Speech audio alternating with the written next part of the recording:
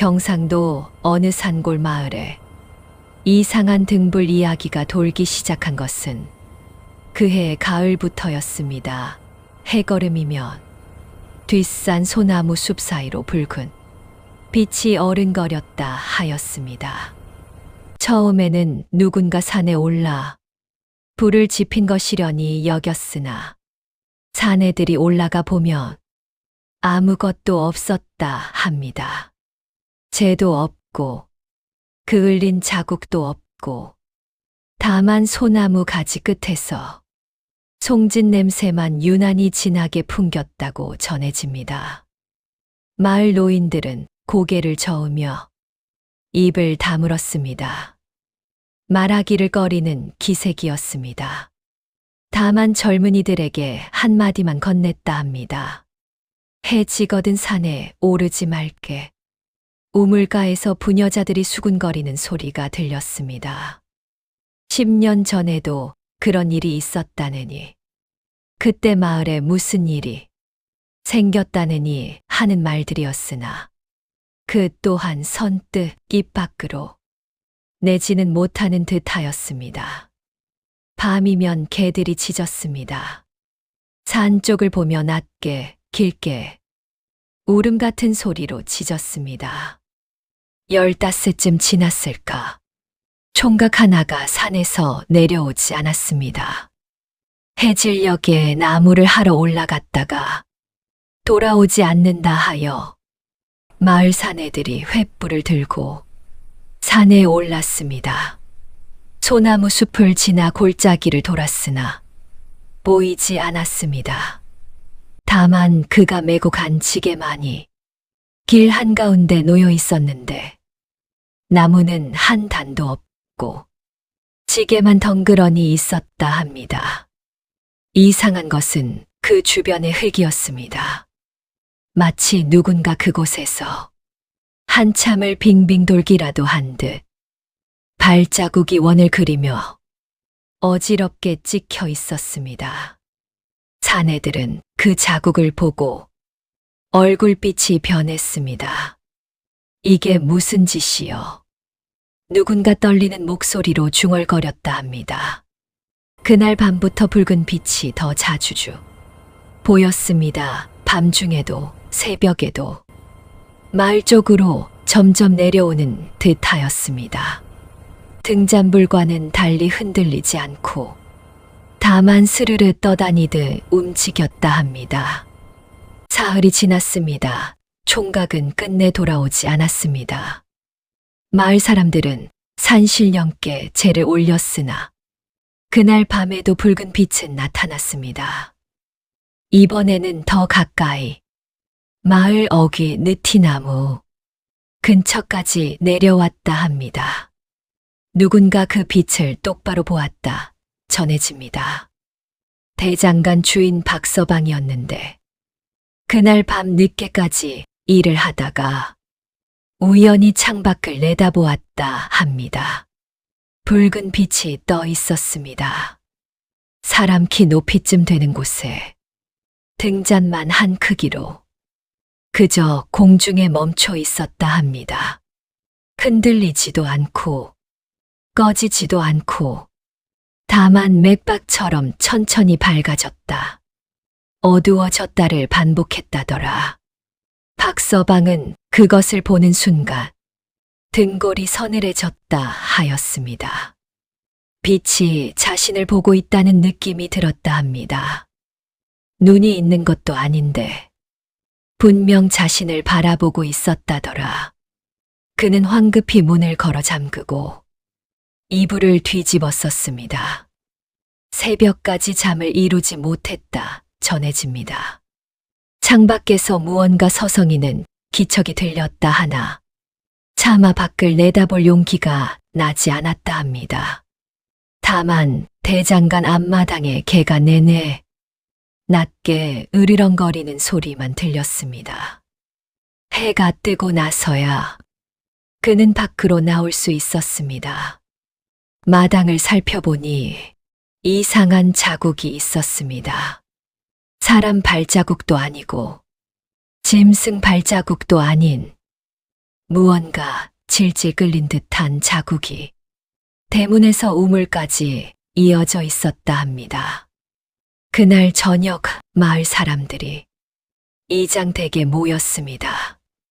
횃불을 밝혀놓고 사내들이 둘러앉아 의논을 시작했습니다.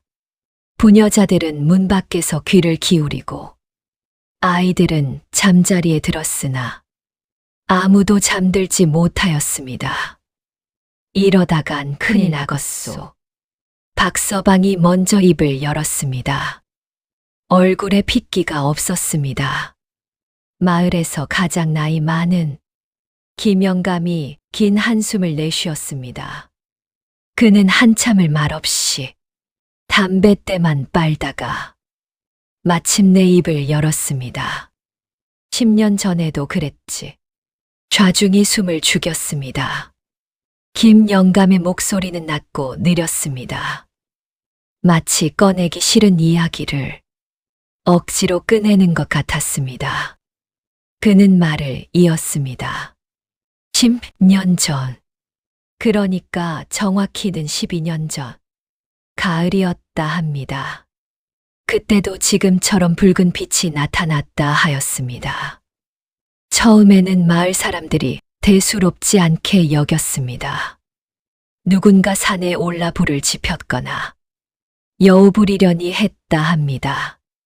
그러나 빛은 점점 가까이 내려왔고 그해 겨울이 되기 전에 마을 사람 셋이 사라졌다 합니다. 첫째는 나무꾼이었소. 둘째는 과부였지. 셋째가 김영감의 목소리가 잠깐 떨렸습니다. 내 손주였소. 방 안이 조용해졌습니다.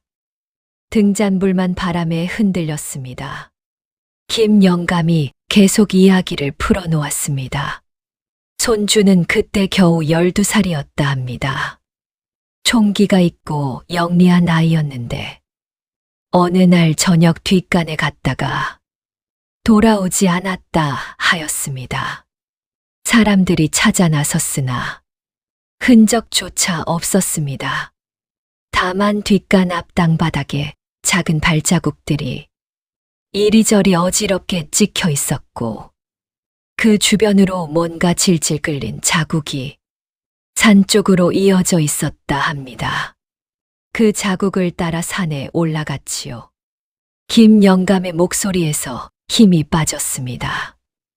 소나무 숲을 지나 골짜기 깊은 곳에 동굴이 하나 있었다 합니다.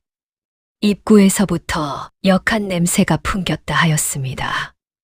썩은 고기 냄새와 피 냄새가 뒤섞인 차마 말로 형용하기 어려운 냄새였다 합니다. 동굴 안은 어두워서 잘 보이지 않았으나 횃불을 들이대자 그 안에 있는 것이 보였다 합니다. 김영감은 그것이 무엇이었는지 끝내 말하지 않았습니다. 다만 고개를 저으며 눈을 감았을 뿐입니다. 그때 함께 갔던 사내들도 모두 입을 다물었다 하나 그 뒤로 술을 끄는 이가 둘, 밤마다 악몽에 시달린 이가 셋이었다 전해집니다. 그날 밤 우리가 동굴에 불을 질렀소. 김영감이 말했습니다. 나무를 쌓아 올리고 불을 붙였다 합니다. 동굴 안에서 무언가 울부짖는 소리가 들렸으나 아무도 그 소리에 귀 기울이지 않았습니다. 새벽까지 불을 지펴 동굴을 완전히 태워버렸다 합니다. 그 뒤로 붉은 빛은 사라졌습니다. 마을에도 평화가 돌아왔습니다. 그런데 이제 다시 박서방이 떨리는 목소리로 말했습니다. 다음 날 새벽, 마을 사내들이 무기를 챙겼습니다. 낫과 도끼, 작살과 몽둥이를 들고 산으로 올라갔습니다. 김영감이 앞장섰습니다. 12년 만에 다시 그 길을 가는 것이었습니다. 해가 중천에 떴을 때쯤 일행은 소나무 숲에 다다랐습니다. 나무 사이로 바람이 불었으나 그 바람에는 소나무 냄새가 아닌 다른 냄새가 섞여 있었습니다. 무언가 축축하고 차갑고 달큼하면서도 역한 냄새였습니다. 여기요, 김영감이 멈춰 섰습니다. 그곳에는 12년 전 불타한 흔적이 아직 남아 있었습니다. 검게 그을린 바위들과 재가 된 나무들이 동굴 입구를 막고 있었습니다.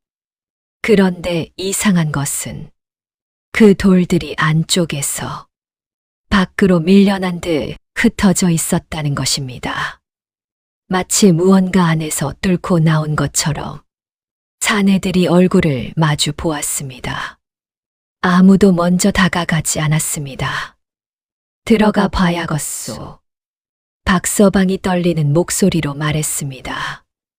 횃불을 앞세우고 동굴 안으로 들어갔습니다. 입구는 좁았으나 안으로 들어갈수록 넓어졌습니다. 천장이 높아지고 벽이 멀어지고 어둠이 짙어졌습니다. 횃불 빛이 닿지 않는 곳에서 무언가 움직이는 소리가 들렸습니다. 스르륵, 스르륵. 뭔가 바닥을 긁는 소리였습니다. 냄새가 더 진해졌습니다. 숨을 쉴 때마다 목구멍이 따가웠습니다. 동굴 깊숙한 곳에 무언가 있었습니다. 처음에는 바위인 줄 알았습니다. 커다란 바위 덩어리가 동굴 한가운데 자리하고 있었습니다. 그런데 가까이 다가가자 그것이 바위가 아니라는 것을 알 수 있었습니다. 표면이 미세하게 움직이고 있었습니다. 마치 숨을 쉬듯이 천천히 부풀었다, 가라앉았다를 반복하고 있었습니다. 그리고 그 표면에는 무언가 문양 같은 것들이 새겨져 있었는데 자세히 보니 그것은 문양이 아니었습니다. 얼굴이었습니다. 수없이 많은 얼굴들이 그 표면에 박혀 있었습니다. 어떤 것은 비명을 지르는 듯했고, 어떤 것은 울고 있는 듯했고, 어떤 것은 그저 멍하니 허공을 바라보고 있었습니다. 눈은 감겨 있었으나 입은 모두 벌어져 있었습니다. 한 사내가 비명을 질렀습니다. 그 순간 동굴 안의 것이 움직였습니다. 표면의 얼굴들이 일제히 눈을 떴습니다. 뛰어 누군가 외쳤습니다. 사내들이 동굴 밖으로 뛰쳐나왔습니다. 뒤에서 무언가 쫓아오는 소리가 들렸습니다. 그러나 발소리가 아니었습니다. 질질 끌리는 소리, 축축한 것이, 바위를 문지르는 소리, 그리고 수십 개의 입에서 새어나오는 숨소리 같은 것이 뒤섞인 소리였습니다. 한 사내가 넘어졌습니다. 일어나. 다른 사내가 그를 일으켜 세우려 했으나 그 순간 동굴 입구에서 무언가 튀어나왔습니다. 붉은 빛이었습니다. 등잔만 한 크기의 붉은 빛이 동굴에서 솟아올라 공중에서 멈춰 섰습니다.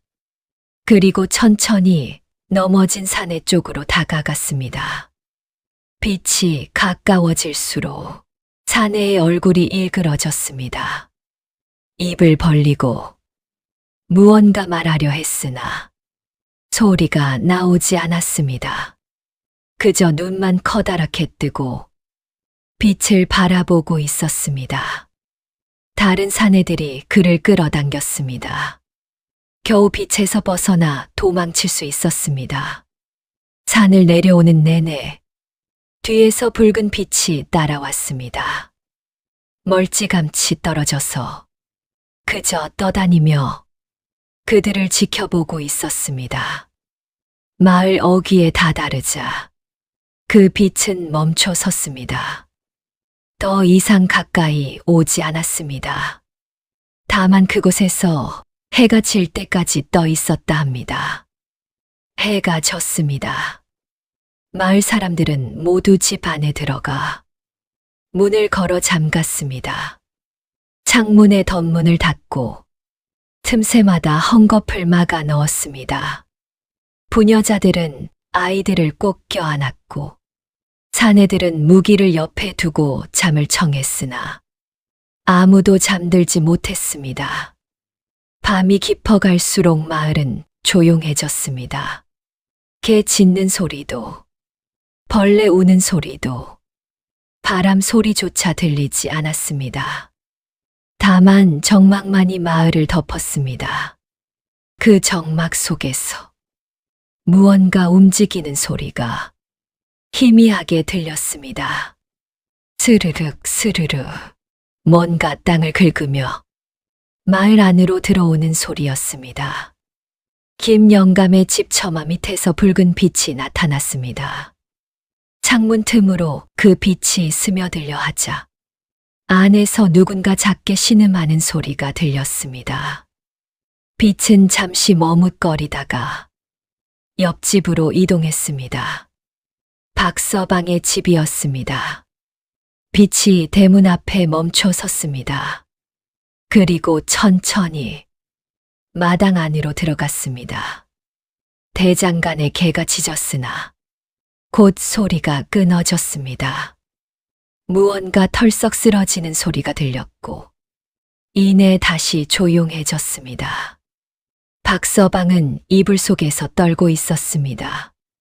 아내와 아들을 꼭 껴안고 숨도 제대로 쉬지 못한 채 그저 버티고 있었습니다. 창문 밖에서 빛이 멈춰 섰습니다. 한참을 그렇게 있었습니다. 빛은 창문 밖에서 떠 있었고 박서방은 안에서 떨고 있었습니다. 시간이 얼마나 흘렀는지 알 수 없었습니다. 밤이 너무 길게 느껴졌습니다. 그때 창문을 두드리는 소리가 들렸습니다.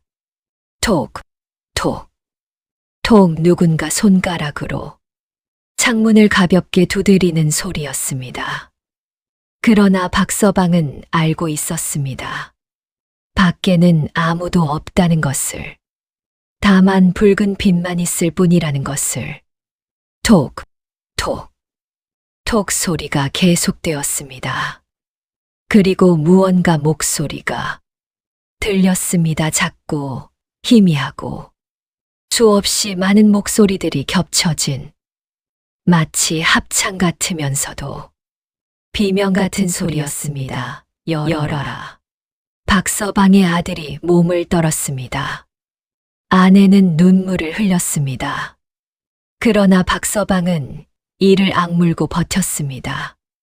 열어라, 열어라, 열어라. 목소리들이 점점 커졌습니다. 창문이 흔들리기 시작했습니다. 덧문이 삐걱거렸습니다. 그때였습니다. 멀리서 달 구는 소리가 들렸습니다. 첫 닭이 울었습니다. 새벽이 오고 있었습니다. 목소리들이 멈췄습니다. 창문 밖의 빛이 흔들렸습니다.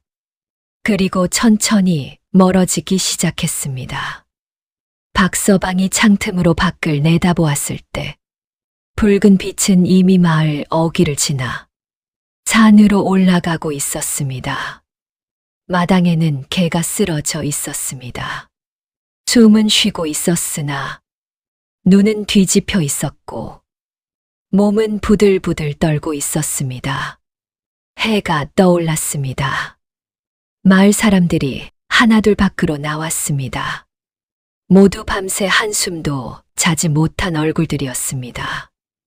눈가에 다크서클이 깊게 패였고 얼굴은 창백했으며 손은 떨리고 있었습니다. 마을 곳곳에 이상한 흔적들이 남아 있었습니다. 우물가에 물이 검붉게 변해 있었습니다. 아무도 그 물을 길어 올리지 않았습니다. 냄새가 났기 때문입니다. 쇠 냄새와 비슷하면서도 뭔가 썩은 것 같기도 한 형용하기 어려운 냄새였습니다. 느티나무 아래 땅바닥에는 원형의 자국이 그려져 있었습니다. 마치 무언가 그곳에서 빙글빙글 돌았던 것처럼 흙이 패이고 풀이 눌려 있었습니다. 그 중심에는 작은 웅덩이가 생겨 있었는데 그 안에 검은 액체가 고여 있었습니다. 박서방의 개는 아직도 깨어나지 못했습니다. 숨은 쉬고 있었으나 몸은 차갑고 눈은 뒤집혀 있었습니다. 입가에는 하얀 거품이 말라붙어 있었습니다. 이러다간 다 죽겠소. 누군가 떨리는 목소리로 말했습니다. 마을 사람들이 다시 이장되게 모였습니다. 이번에는 부녀자들도 나이 든 아이들도 함께 모였습니다. 모두가 알아야 할 일이었기 때문입니다. 회의는 길지 않았습니다. 선택지는 둘뿐이었습니다. 마을을 떠나거나 아니면 싸우거나 떠나면 되지 않소. 젊은 사내 하나가 말했습니다. 그러나 김영감이 고개를 저었습니다. 12년 전 마을을 떠난 사람들이 있었다 합니다. 새 가족이 짐을 싸서 이웃 마을로 갔다 하였습니다. 그런데 보름이 지나지 않아 그들이 모두 돌아왔다 합니다. 돌아온 것이 아니라 돌아온 것처럼 보였다 합니다. 말을 하지 못했소. 눈빛도 이상했고 그저 멍하니 앉아 있다가 밤이 되면 산으로 올라갔지. 김영감의 목소리가 낮아졌습니다. 사흘 뒤 그들의 몸을 동굴 안에서 찾았소. 방 안이 조용해졌습니다. 아이 하나가 울음을 터뜨렸고 어미가 급히 입을 막았습니다. 박서방이 자리에서 일어났습니다. 그의 손에는 낫이 들려 있었습니다. 그럼 싸워야지. 다른 사내들도 하나둘 일어섰습니다. 늙은이들은 반대했으나 젊은이들은 이미 결심한 듯 했습니다. 도망칠 수 없다면 싸울 수밖에 없었습니다. 해질녘까지 준비를 마치기로 했습니다. 무기를 챙기고 불을 준비하고 마을 사람들은 집 안에 숨어 있기로 했습니다. 12년 전처럼 동굴에 불을 지를 것이었습니다. 다만 이번에는 그것이 동굴 밖으로 나오지 못하도록 입구를 완전히 막아버릴 것이었습니다. 해가 서쪽으로 기울었습니다. 사내들이 산으로 올라갔습니다. 이번에는 15명이었습니다. 각자 무기를 들고 등에는 나무와 기름을 짊어졌습니다. 소나무 숲을 지나 동굴에 다다랐을 때 해는 이미 반쯤 넘어가고 있었습니다. 서둘러야 했습니다. 어둠이 오기 전에 모든 것을 끝내야 했습니다. 동굴 입구에 나무를 쌓았습니다. 마른 장작과 솔가지를 겹겹이 쌓고 그 위에 기름을 부었습니다. 냄새가 코를 찔렀습니다. 불 붙여. 박서방이 외쳤습니다. 횃불을 던지자. 나무더미가 활활 타올랐습니다. 불길이 치솟았고 연기가 피어올랐고 열기가 얼굴을 달궜습니다. 그때였습니다. 동굴 안에서 소리가 들렸습니다. 비명도 아니고 울음도 아니고 그저 수없이 많은 목소리들이 뒤섞인 형용할 수 없는 소리였습니다. 그 소리는 점점 커졌고 동굴 전체가 울리는 듯했습니다. 불길이 더 세졌습니다. 나무가 타는 소리, 기름이 끓는 소리, 그리고 그 안에서 무언가 꿈틀거리는 소리가 뒤섞였습니다. 물러서 김영감이 소리쳤습니다. 동굴 안에서 무언가 튀어나왔습니다. 붉은 빛이 아니었습니다. 검은 연기 같으면서도 형체가 있는 수십 개의 팔 같은 것들이 달린 차마 말로 표현하기 어려운 것이었습니다. 그것의 표면에서 얼굴들이 비명을 지르고 있었습니다. 그날 밤 무슨 일이 있었는지 마을 사람들은 끝내 자세히 말하지 않았습니다. 다만 이런 이야기들이 전해집니다. 동굴에서 불길이 치솟았다 합니다. 산 전체가 붉게 물들 정도로 큰 불이었다 하였습니다. 그리고 그 불 속에서 무언가 타들어가는 소리가 비명이 울음이 뒤섞여 들렸다 합니다. 새벽이 되어서야 사내들이 돌아왔습니다. 15명이 올라갔으나 돌아온 것은 13이었습니다. 박서방과 젊은 사내 하나가 보이지 않았습니다. 사흘 뒤 그들의 몸을 동굴 근처에서 찾았다 합니다. 불에 타지는 않았으나 얼굴에는 이상한 표정이 굳어 있었다 하였습니다. 놀란 것도 아니고 고통스러운 것도 아니고 그저 무언가를 넋놓고 바라보는 듯한 표정이었다 합니다. 그 뒤로 붉은 빛은 더 이상 나타나지 않았습니다. 동굴은 완전히 무너졌습니다. 바위들이 쏟아져 내려 입구를 막았고 그 위로 흙이 덮였고 풀이 자랐습니다. 지금은 그곳에 동굴이 있었다는 것조차 알기 어렵다 합니다. 마을은 다시 평화를 되찾았습니다. 그러나 노인들은 여전히 젊은이들에게 당부합니다. 해 지거든 산에 오르지 말라고, 소나무 숲에는 함부로 들어가지 말라고, 그리고 밤에 붉은 빛을 보거든 절대 쳐다보지도 따라가지도 말라고. 그 까닭을 물으면 노인들은 고개를 저으며 입을 다뭅니다.